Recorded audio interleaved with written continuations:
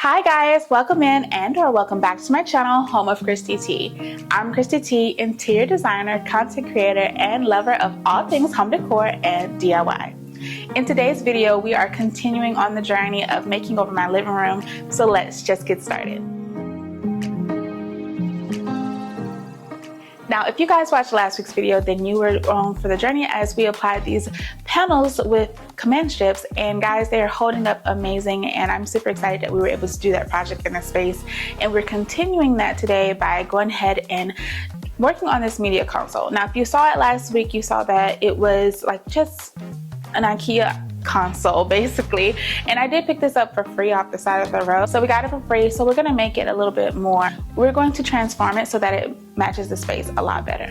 Now in this video today, we're also going to be doing one more project, which is finally, if you know, you know, we're finally going to be doing this canvas art that I have been having hanging up a blank canvas in my living room for a while. If you follow me over on Instagram at home of Christy T, then you have seen this canvas and you know that it's just been hanging as a blank canvas in my house. So I really wanted to wait till I felt inspired to create something that really fit the vibes of our house. So today we're finally going to be doing that. So let's just get into that.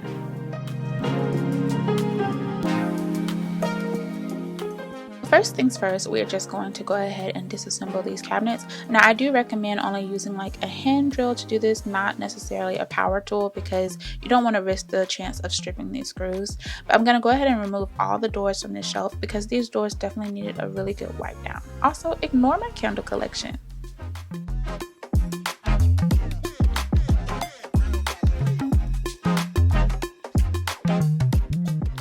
So once I had removed all the doors and gave all the doors a good wipe down, it was time to apply this peel and stick paper. And guys, I promise this isn't becoming a wrapping channel. We aren't going to peel and stick everything, I promise.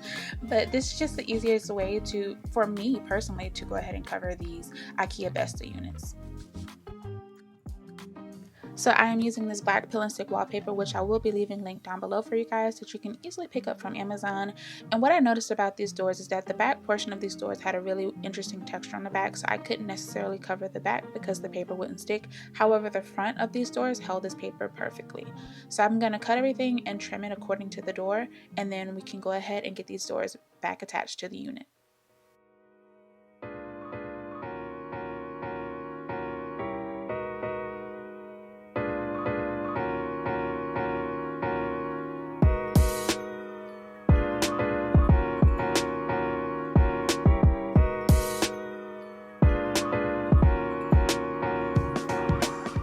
Finally, once I had all the doors covered in the peel and stick wallpaper, I just went ahead and attached them back to the cabinet itself, and this is what it looked like.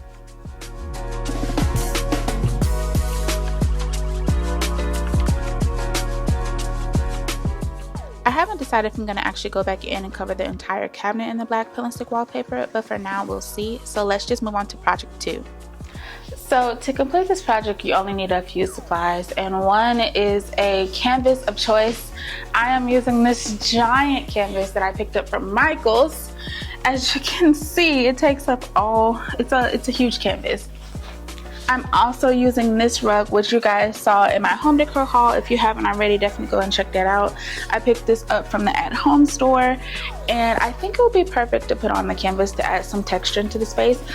And then the last things that you'll be needing for this project are obviously scissors and hot glue. I'm going to be using my Gorilla Glue hot glue gun as well as my Gorilla Glue hot glue sticks because they work for fabric as well as a lot of other materials. So let's just get started.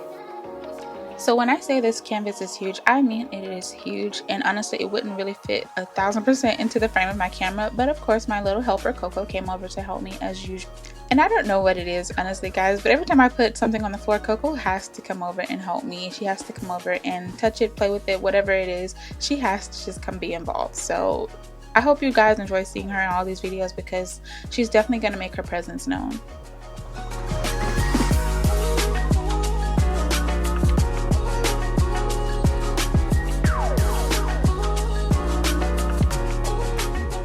So if I'm being honest, the lazy DIYer in me was first just like, girl, just lay this rug on here and glue it down. That's it.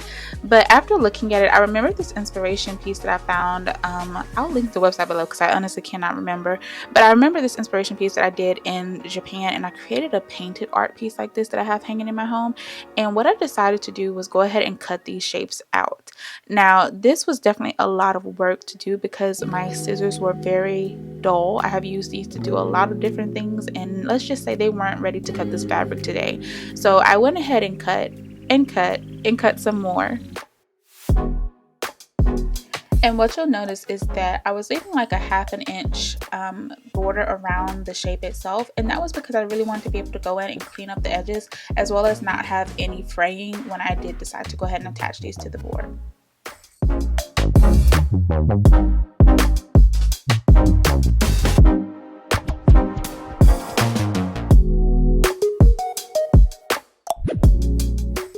And after some help from my lovely assistant Coco, obviously she was of no real help, I went ahead and started to cut and trim this border to fold over. And what you'll see here is that it gives it a really nice look, and it just makes it look like it was always designed this way.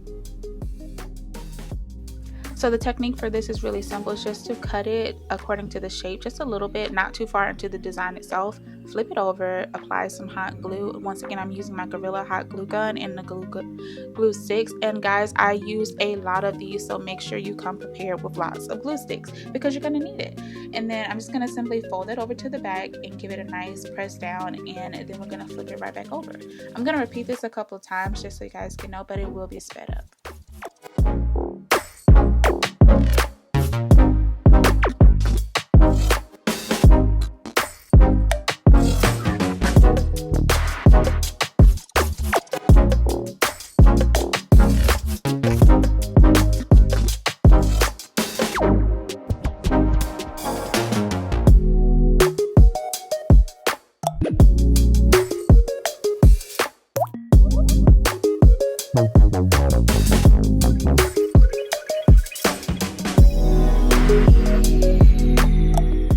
And after several hours of folding and hot gluing and my fingers were tired, it was time to start putting the design actually on the canvas. Now, this step is really crucial because you want to lay out your design according to what you want, because once it's glued down and there's no going back. So I laid out my design and played around with it until I found what I was specifically looking for. And once again, I did have that inspo picture to work off of, but depending on what rug you're using to create this with, obviously let your design juices flow, because this is really a creative point and this is your art for your home, and it might as well speak to you. And this is how it turned out.